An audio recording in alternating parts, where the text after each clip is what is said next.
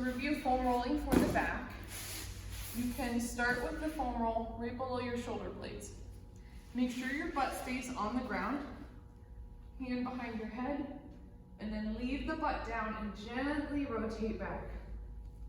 You might feel a stiff spot. Now, if you feel it's very stiff and you can't go any further, don't try and push it.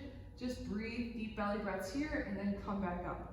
And repeat that 3 to 5 more times, seeing if you can get down more further. And then you can pull the foam roll up higher on the back to work another segment. Always support your head with your hands. If it hurts your shoulder, pull the elbows in. Just like that. Okay, and then it's really good for people who have top of the shoulder pain. It's usually because their lats are tight. So, well, it's one of the reasons. So we can roll out the lats. You're just gonna get down and you're gonna get the foam roll right beneath the shoulder and into here. Okay, you're just gonna use your feet to help propel you up and down that foam roll. You can also, if you find a tender spot, you can hold it. Like right now I'm on my rotator cuff, so I'm slightly turned back.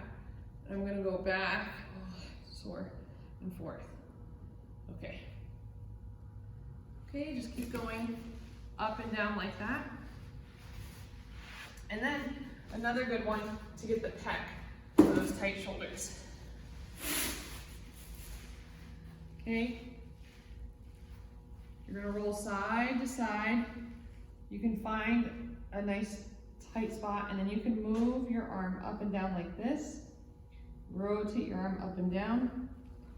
Just try and work that muscle out.